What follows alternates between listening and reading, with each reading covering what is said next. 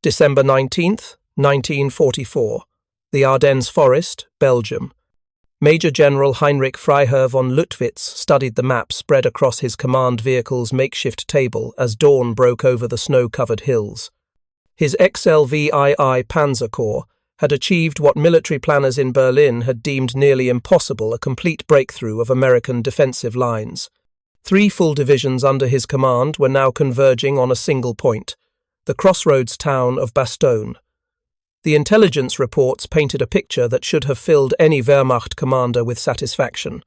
American forces in the town numbered fewer than 12,000 men, hastily assembled remnants of units caught by surprise during the opening hours of Operation Watch on the Rhine. They were cut off, surrounded, and running low on ammunition.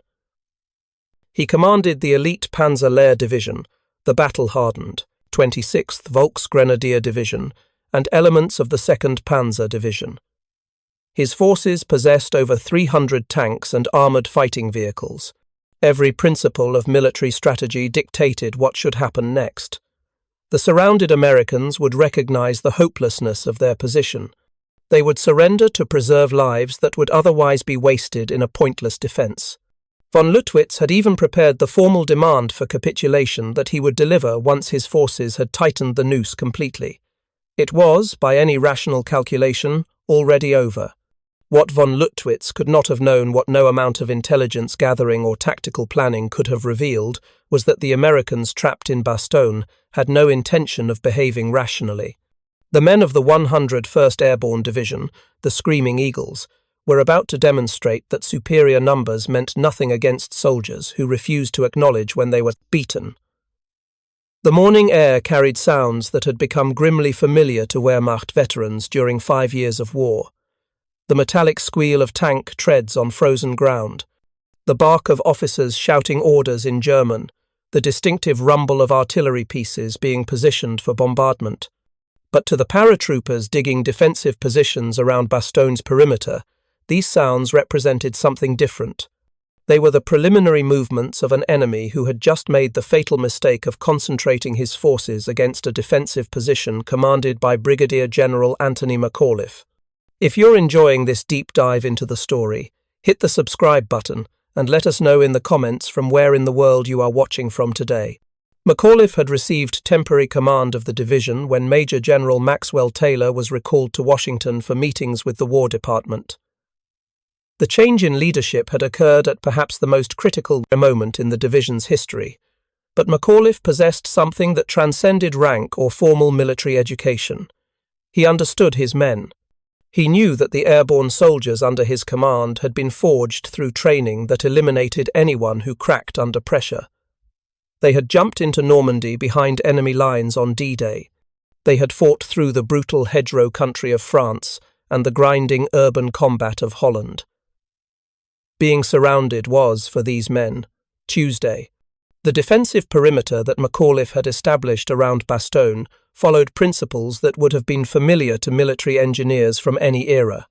The town sat on elevated ground, providing observation of all approaches. 7 major roads converged on the crossroads, creating natural corridors that channeled attacking forces into predetermined killing zones. The surrounding terrain was a mixture of open fields and thin woodlands, offering attackers minimal concealment while providing defenders with clear fields of fire. But what transformed these geographical advantages into an actual fortress was the quality of preparation that American engineers had achieved in the brief hours available before German forces completed their encirclement. Every approach route had been surveyed and measured. Artillery positions behind the ridge had been provided with precise range cards identifying key terrain features. Machine gun teams occupied positions that created interlocking fields of fire, covering every avenue of advance. Wire obstacles, though limited by supply shortages, had been positioned to slow and channel enemy infantry into the most effective engagement ranges. The American defenders included not just the paratroopers of the 101st Airborne, but elements of other units that had been caught in the German offensive. Combat Command B of the 10th Armoured Division contributed 40 light and medium tanks. The 705th Tank Destroyer Battalion brought its powerful anti-tank weapons. 4 field artillery battalions provided the heavy firepower that would prove decisive in the coming battle. Combat engineer battalions plugged gaps in the line and established the communications infrastructure that allowed McAuliffe to shift forces rapidly to meet each German thrust.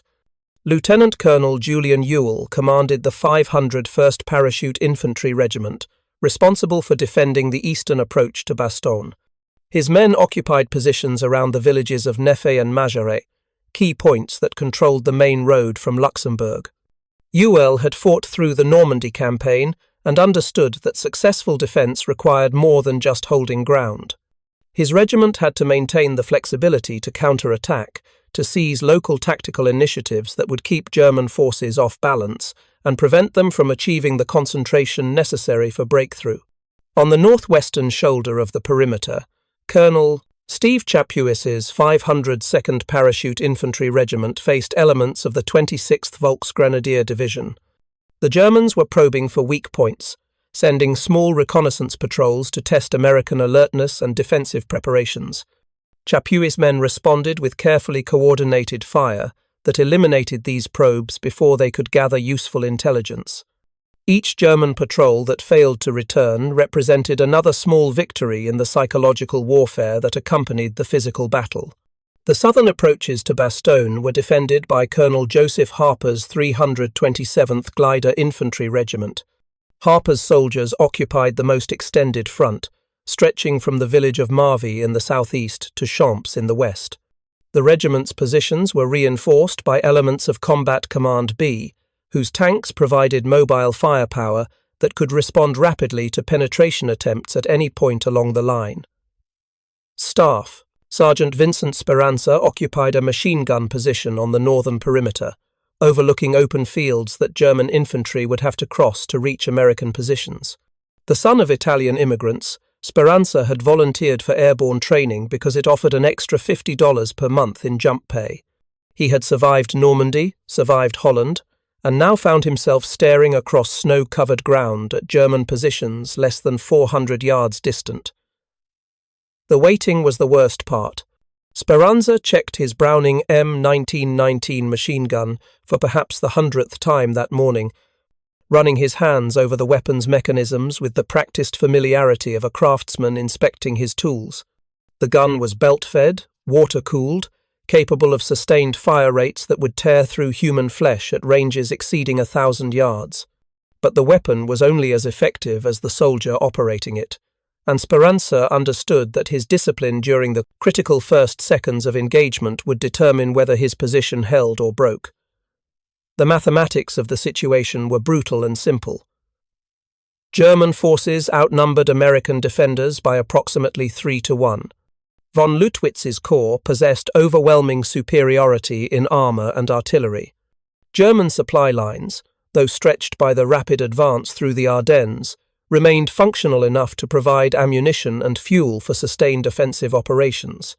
American forces in Bastogne, by contrast, were already running short on medical supplies, food, and artillery ammunition. By any objective standard, the tactical situation favoured the Germans.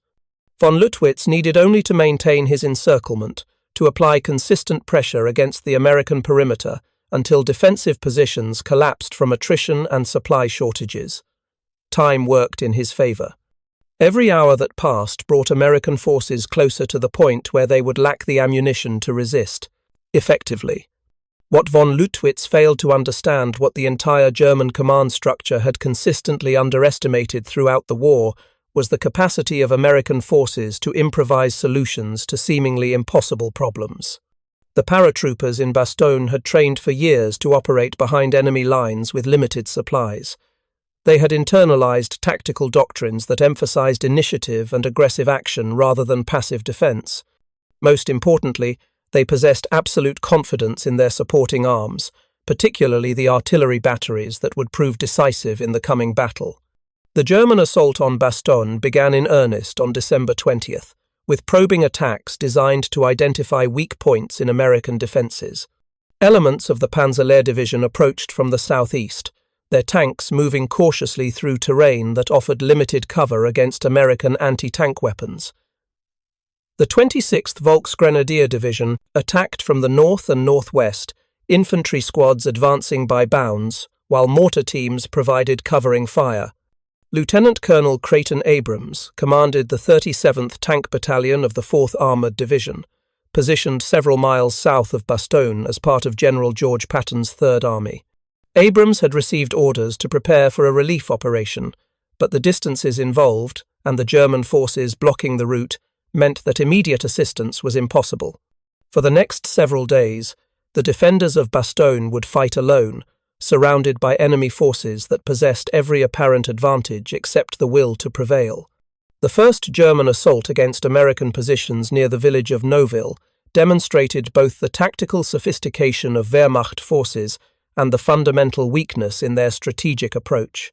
German tanks and infantry advanced in coordinated formations, using terrain and smoke to mask their movements until they reached assault range. The attack was professionally executed, following doctrine that had proven successful across multiple theatres of war. But the Germans discovered that American defensive positions had been prepared with a level of precision that negated many of their tactical advantages. Anti-tank guns positioned on reverse slopes remained invisible until German armour crested ridgelines, exposing their vulnerable undersides to devastating fire.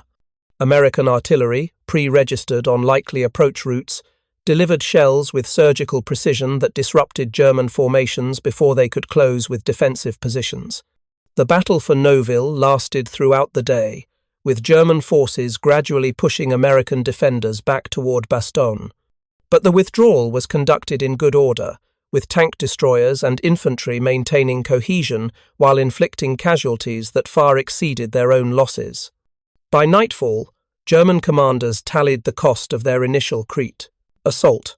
19 tanks destroyed, hundreds of infantry casualties, and the American perimeter still intact.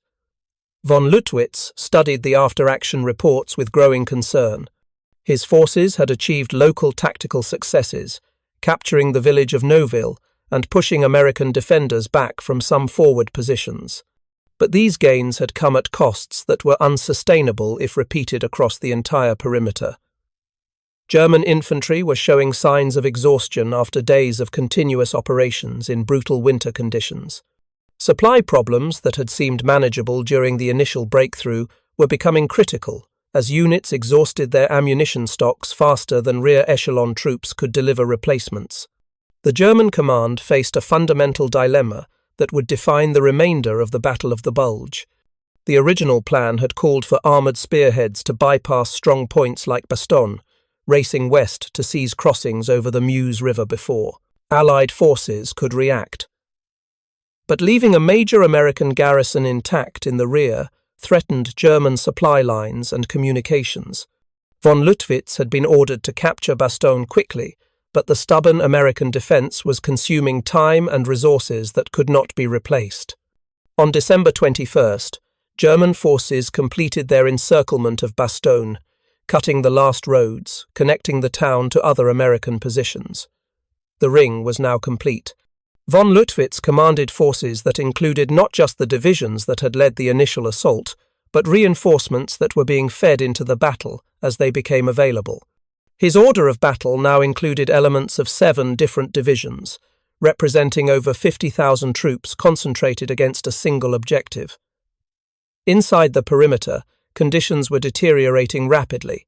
Food supplies were being rationed to extend available stocks. Medical personnel worked around the clock, treating over 1,300 casualties, operating with minimal supplies after German forces had captured most of the division's medical equipment during the initial breakthrough. Artillery commanders restricted fire to 10 rounds per gun per day, a conservation measure that barely sustained defensive capabilities, while eliminating any possibility of sustained bombardments. McAuliffe moved through defensive positions with the calm demeanour that characterised his leadership style. He understood that morale was as important as ammunition in siege warfare, and his presence on the front lines sent a clear message to his men. The commanding general had no intention of surrender, no plans for withdrawal, no doubt about the ultimate outcome of the battle. His confidence, whether it reflected genuine belief or careful performance, became infectious among soldiers who might otherwise have questioned their prospects for survival. The weather on December 21st remained overcast, with low clouds that grounded Allied air power and prevented resupply operations. American forces in Bastogne were effectively isolated, cut off from reinforcement or support, except for radio communications that provided strategic updates, but no tactical assistance. The situation appeared so desperate that German commanders began preparing their formal demand for American surrender, confident that McAuliffe would recognize the futility of continued resistance. What the Germans failed to understand was that every hour of American resistance served a strategic purpose that transcended the immediate tactical situation in Bastogne. The town controlled 7 major roads that German armored divisions needed to maintain their westward advance. As long as American forces held Bastogne, von Lüttwitz's corps was forced to divert combat power to reduce the garrison, rather than supporting the spearhead elements racing toward the Meuse.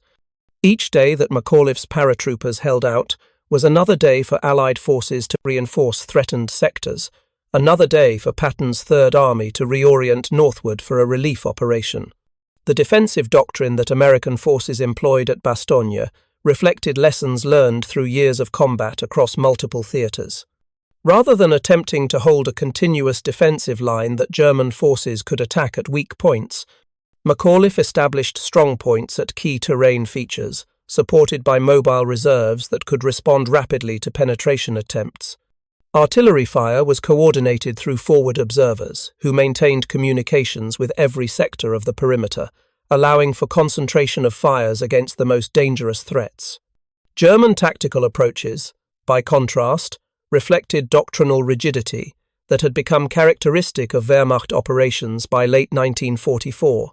Despite clear evidence that piecemeal attacks were being defeated with heavy casualties, German commanders continued to launch sequential assaults against different sectors of the American perimeter, rather than concentrating overwhelming force at a single point.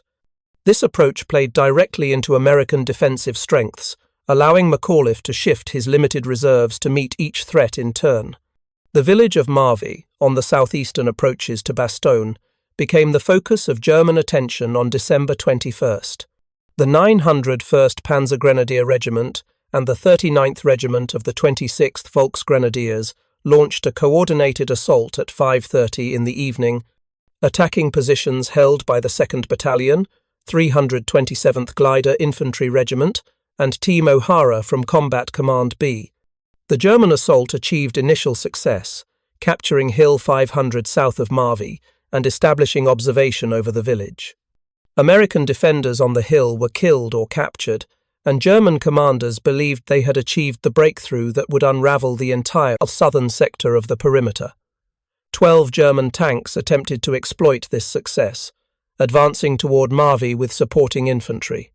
But American defensive preparations once again demonstrated their effectiveness. Team O'Hara's tanks and the heavy weapons of F Company, 327th Glider Infantry, concentrated their fire against the advancing German armour. Small arms fire from entrenched infantry positions eliminated German tank escorts, leaving the vehicles vulnerable to American bazookas and tank destroyers. 2 German tanks actually entered the outskirts of Bastogne before being knocked out by close-range fire, their burning hulks marking the high-water line of the evening's assault. The fight for Marvy continued past midnight, with German forces attempting to consolidate their gains on Hill 500, while American counterattacks sought to dislodge them from positions that threatened the integrity of the southern perimeter.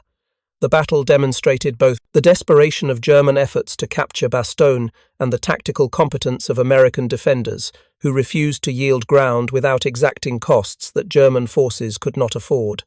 As December 22nd dawned over the snow-covered Ardennes, von Lüttwitz faced a situation that was rapidly evolving from opportunity to crisis. His forces had surrounded American positions and achieved local tactical successes at several points around the perimeter.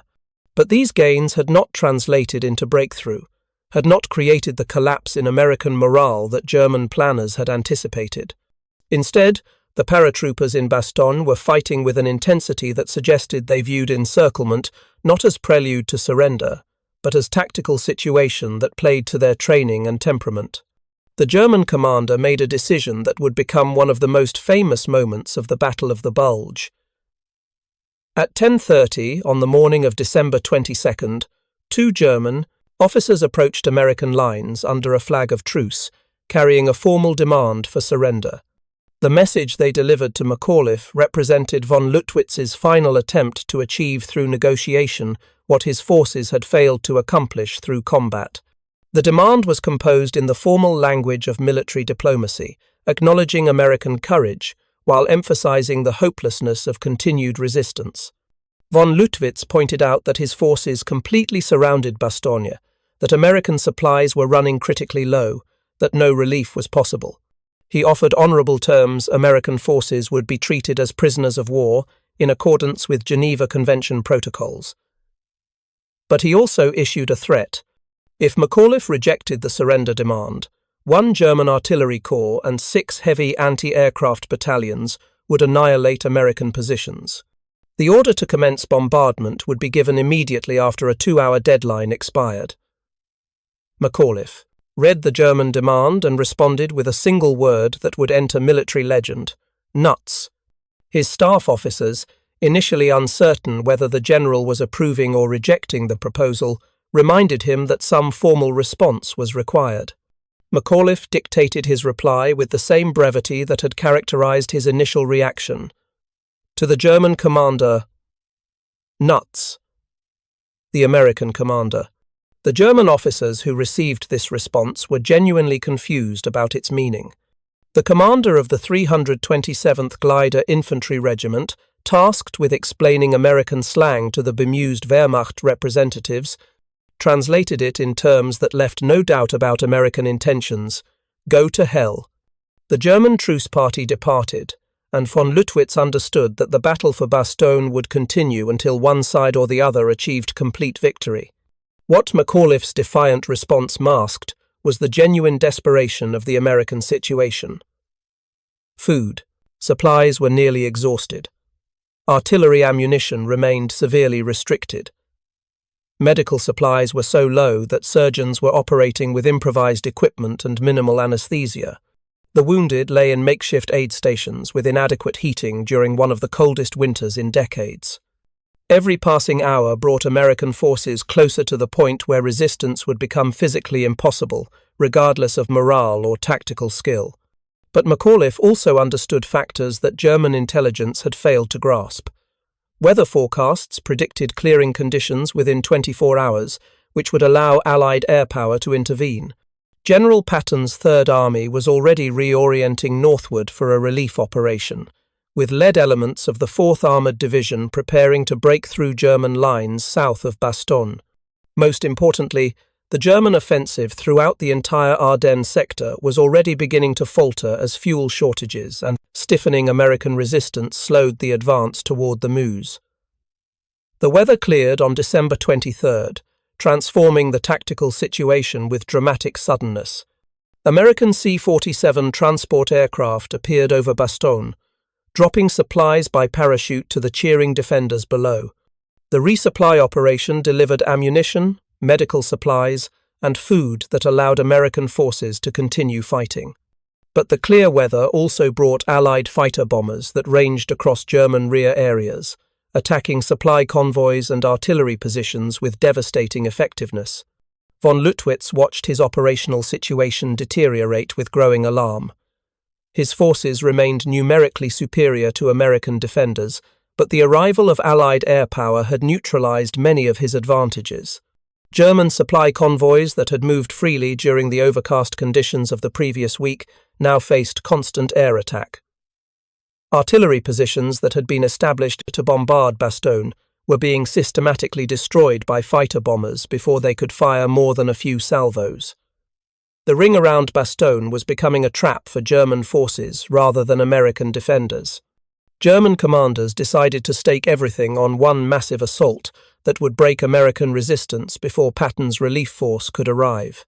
The attack was scheduled for December 25th, Christmas Day, when German planners believed American morale might be especially vulnerable to the psychological impact of combat during a holiday. The 26th Volksgrenadier Division received reinforcement from 1 Panzer Grenadier Regiment of the 15th Panzer Grenadier Division, providing fresh troops for the assault. The Luftwaffe committed bombers to a night attack on Bastogne itself, attempting to destroy American supply dumps and command facilities. The German bombing raid on the evening of December 24th struck with devastating impact. Luftwaffe aircraft dropped magnesium flares that illuminated Bastogne as if it were daylight, allowing bombardiers to identify targets with unusual precision. The bombs killed 21 soldiers in a medical aid station, including a Belgian nurse who had volunteered to care for American wounded. The psychological impact of the raid extended beyond the immediate casualties. German forces had demonstrated their ability to strike at will against American positions, suggesting that air superiority was less decisive than Allied commanders had believed. But the Christmas Day assault that German commanders had planned with such care encountered American defenders who had used the previous days to strengthen their positions and stockpile ammunition. The attack commenced at dawn with the largest artillery barrage that German forces had delivered during the entire siege. Shells rained down on American positions with intensity that suggested German ammunition supplies were less constrained than intelligence had indicated. The bombardment was designed to suppress American defenses, to create enough chaos that German infantry and armor could penetrate the perimeter before defenders could organize effective resistance. The German assault that followed the artillery preparation demonstrated the professional competence that characterized Wehrmacht forces even in the final desperate months of the war. Infantry advanced in coordinated bounds, using terrain and supporting fires to mask their movements. Tanks provided mobile firepower that eliminated specific American strongpoints. Engineer teams carried explosive charges to breach wire obstacles and clear paths for follow-on forces. The attack was everything that military doctrine prescribed for offensive operations against prepared defenses. American defenders met the assault with coordinated fire that demonstrated the effectiveness of weeks spent preparing defensive positions. Machine guns positioned to create interlocking fields of fire caught German infantry in devastating crossfires. Artillery observers called in concentrations that disrupted German formations before they could close with American positions. Tank destroyers engaged German armor at ranges where American weapons enjoyed decisive advantages in penetration and accuracy. The battle became a contest between German tactical skill and American firepower, with each side executing their doctrines with professional competence. The crisis point of the Christmas Day assault came when German tanks penetrated American lines on the western side of the perimeter, creating a breach that threatened to unravel the entire defensive position. German commanders committed reserves to exploit this success, rushing infantry forward to widen the penetration.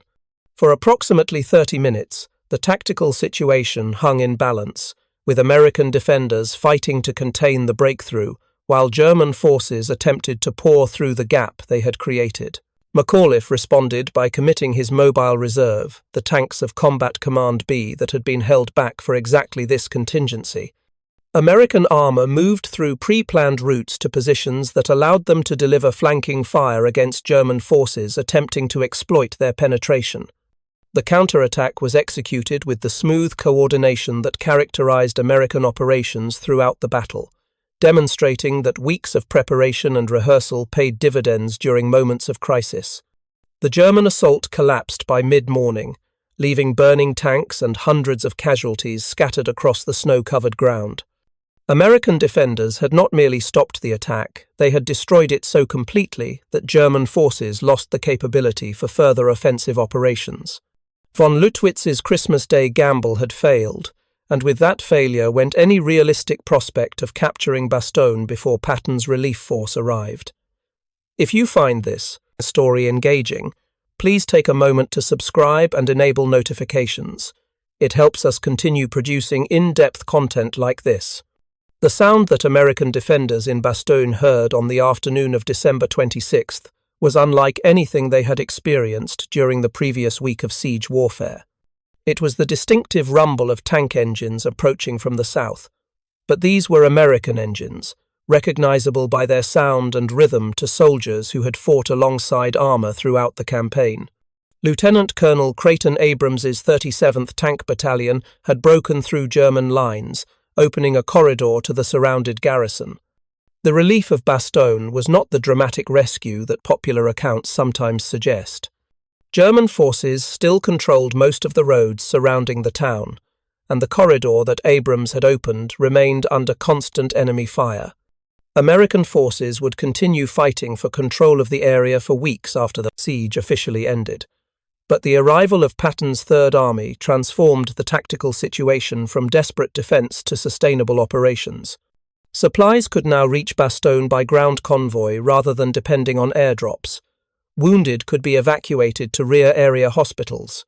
Reinforcements could flow into the perimeter to replace losses and strengthen defensive positions. For the Germans surrounding Bastogne, the arrival of American relief forces marked the transition from opportunity to disaster. Von Lüttwitz's corps had exhausted itself in repeated assaults against American positions, suffering casualties that represented irreplaceable losses in trained infantry and armoured crews. The 26th Volksgrenadier Division, which had led the main assaults, was reduced to a fraction of its original strength. Elements of Panzer Lehr that had been committed to the battle around Bastogne had worn themselves out in successive attacks that gained nothing except casualty lists. The broader strategic situation in the Ardennes was evolving in ways that made the battle for Bastogne increasingly irrelevant to German prospects. The Second Panzer Division, which had bypassed Bastogne to continue the advance toward the Meuse, had been cut off and largely destroyed by American counterattacks. The spearhead of the entire German offensive had been stopped well short of its objectives, with advanced elements running out of fuel and being overrun by Allied forces. Hitler's gamble, the final German offensive in the West, had failed. The casualty figures that emerged from the siege of Bastogne told the story of what had occurred with brutal mathematical clarity.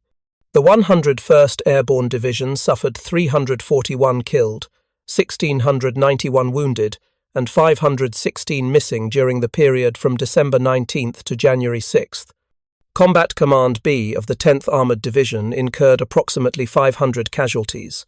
Total American losses in the defense of Bastogne amounted to roughly 3,000 casualties, significant but sustainable for forces that had accomplished their mission. German casualties were substantially higher, though exact figures remain disputed due to incomplete records and the chaos that characterized Wehrmacht operations during the final months of the war. Conservative estimates place German losses during the siege at over 1,600 killed and wounded for the XLVII Panzer Corps alone, with some sources suggesting total German casualties around Bastogne exceeded 8,000 when all units involved in the fighting are included. The disparity in casualty ratios reflected the fundamental advantages that defensive positions provided to disciplined troops with adequate supporting fires. But the true cost of the German defeat at Bastogne extended far beyond casualty statistics. Von Lüttwitz's corps had consumed precious time and resources attempting to capture a single town, while the broader offensive collapsed around them. German forces that might have been used to exploit breakthroughs elsewhere were instead committed to repeated attacks against American positions that refused to break. The failure to capture Bastogne quickly demonstrated to Wehrmacht commanders that their assessment of American fighting capability had been fundamentally flawed. The psychological impact of the siege resonated throughout both armies. American forces had proven that surrounded units could not only survive, but could inflict devastating losses on numerically superior attackers. The myth of German tactical invincibility, already badly damaged by previous defeats, was shattered completely by the stubborn defense of Bastogne. German soldiers who survived the battle carried memories of assaults that dissolved under American firepower, of tanks destroyed by determined defenders, and of comrades left frozen in snow-covered fields because recovery operations were impossible under tame, constant observation. For the paratroopers of the 101st Airborne, the siege became a defining moment that would be remembered and celebrated for generations. They had been told they were cut off, surrounded, outnumbered. They had responded by fighting with an intensity that transformed apparent disadvantage into decisive victory. The division's nickname, the Screaming Eagles, took on additional meaning after Bastogne. These were soldiers who thrived under conditions that would have broken lesser units. The German commanders who had planned and executed the attacks on Bastogne faced different consequences. Von Lüttwitz survived the war, but his military reputation was permanently damaged by the failure to capture the town, despite overwhelming numerical superiority. His superiors in the Wehrmacht command structure viewed the battle as evidence of incompetent leadership, rather than recognition of the tactical challenges that American defensive doctrine presented. The scapegoating of field commanders became characteristic of German military culture in the war's final months, as senior leadership sought to deflect responsibility for strategic disasters onto subordinates who had simply executed flawed operational concepts. The broader Battle of the Bulge continued for several more weeks after the relief of Bastogne, with American and German forces fighting desperate actions throughout the Ardennes. But the outcome was no longer in doubt. German forces lacked the fuel, ammunition, and manpower necessary to sustain offensive operations against an enemy that now understood the weakness underlying Wehrmacht tactical proficiency. Allied commanders recognized that German mobile reserves had been committed and largely destroyed in the failed offensive, opening opportunities for counterattacks that would eventually drive deep into Germany itself. The 7 roads that converged on Bastogne, so critical to German operational planning, remained firmly in American control. Von Lüttwitz's armoured divisions, which were supposed to have raced west to seize crossings over the Meuse, instead found themselves fighting for survival against American forces that had absorbed their best attacks and emerged stronger. The town that German planners had expected to capture through quick assault or negotiated surrender had instead become the graveyard of Wehrmacht hopes for victory in the west. Staff Sergeant Vincent Speranza, who had manned his machine gun position throughout the siege, remembered the snow turning red with German blood during the early morning assault on December 19th. His lieutenant had ordered him to hold fire until attacking Germans closed to within 400 yards, allowing them to advance across open ground without apparent opposition. When German infantry reached the predetermined range, American positions erupted in concentrated fire that transformed the snowfield into a killing ground. Speranza watched through his gun sights as German soldiers fell by the dozens, caught in the open with no cover and no retreat. The tactical lessons of Bastogne were studied intensively by American military planners seeking to understand what had made the defense so successful against overwhelming odds. Several factors emerged as critical to American victory. First, the quality of defensive preparation during the brief period before German forces completed their encirclement had been exceptional, with engineers and artillery officers creating interlocking fields of fire that maximized the effectiveness of limited forces. Second, American artillery had proven decisive, delivering concentrated fires that disrupted German attacks before they could achieve breakthrough. Third, the training and morale of airborne infantry had created units capable of fighting effectively even under conditions of extreme deprivation and constant pressure. But perhaps the most important lesson was one that transcended tactical considerations. American forces at Bastogne had demonstrated something that German military planners had consistently failed to understand throughout the war, that technological superiority and logistical capability could overcome temporary numerical disadvantages when wielded by soldiers who believed in their cause and trusted their leadership. The paratroopers defending Bastogne never doubted that relief would come, never questioned whether continued resistance served a purpose, never considered surrender as anything but unthinkable betrayal of their training and identity.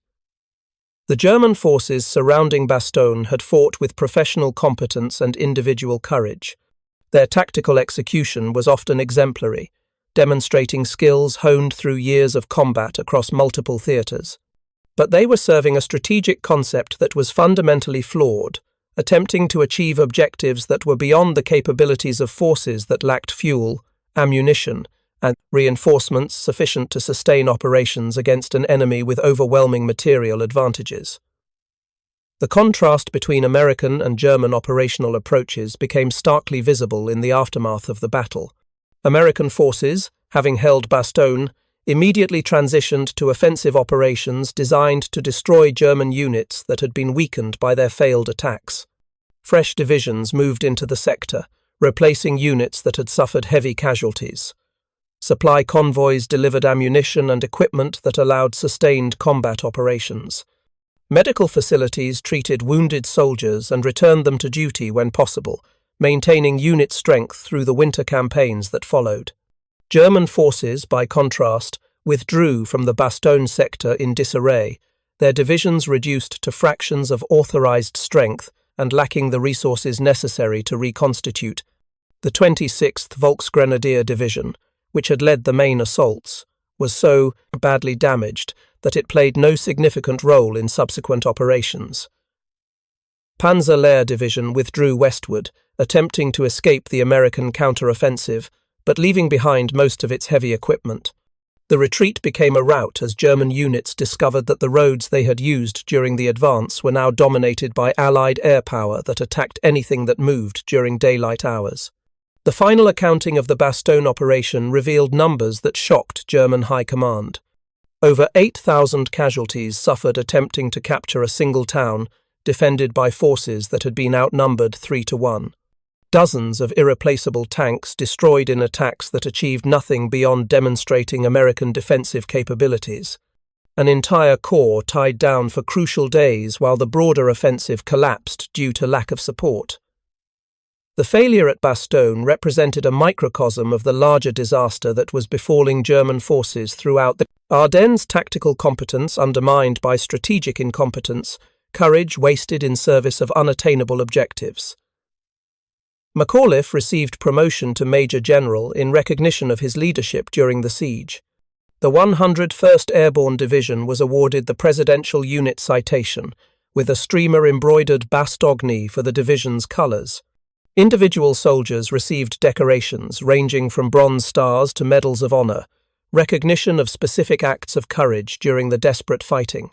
But perhaps the greatest reward was the knowledge that they had accomplished something remarkable: the complete tactical defeat of a numerically superior enemy through disciplined defensive warfare.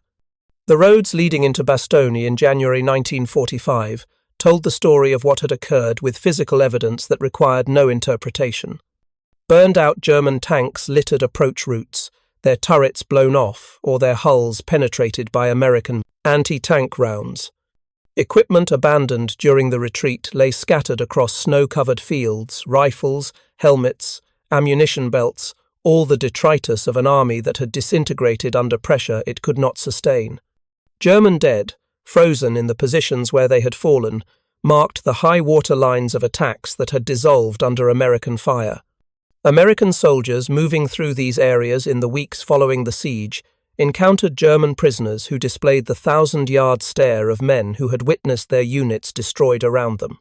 The prisoners spoke of attacks that had seemed impossible to stop, of American fire that appeared from multiple directions simultaneously, of tanks that burst into flames before German gunners could even identify their targets.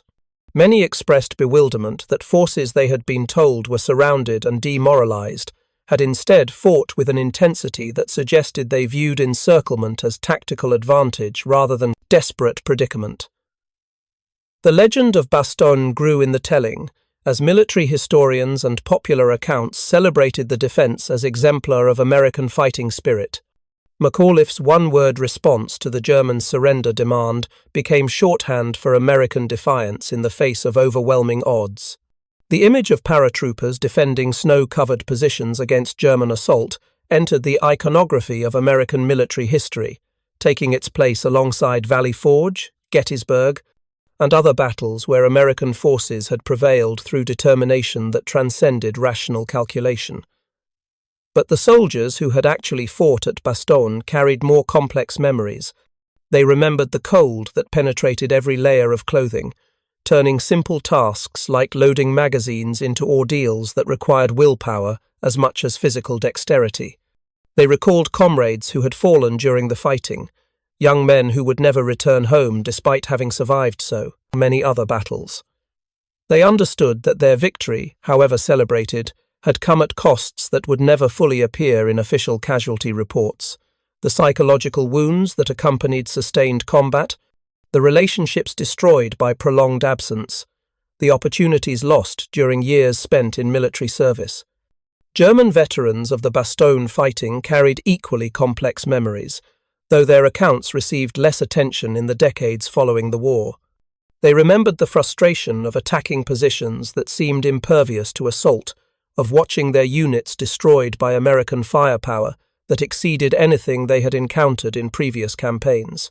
They recalled the moment when they realized that the offensive had failed, that all the casualties suffered and equipment lost had gained nothing except delay of inevitable defeat. Many German soldiers who survived Bastogne carried guilt that they had survived when so many comrades had not. Survivors a remorse that transcended national boundaries or political causes. The strategic significance of the Bastogne defense extended far beyond the immediate tactical situation in the Ardennes. The failure of the German offensive demonstrated conclusively that Wehrmacht forces lacked the capability to conduct successful major operations against Allied armies in Western Europe. This recognition influenced Allied planning for subsequent operations, encouraging more aggressive approaches that previously might have seemed too risky. The battle also validated American defensive doctrine, particularly the emphasis on mobile reserves and coordinated supporting fires that had proven so effective against German attacks. For the airborne forces that had defended Bastogne, the battle became defining experience that shaped unit identity for generations. Paratroopers who wore the Screaming Eagle patch after the war carried the legacy of those who had held the perimeter against overwhelming odds. The division's motto, which emphasized readiness and aggressive action, took on deeper meaning after Bastogne. These were soldiers who had proven they could not merely survive surrounded, but could inflict devastating defeats on enemies who enjoyed numerical superiority. Thank you for watching. For more detailed historical breakdowns, check out the other videos on your screen now, and don't forget to subscribe.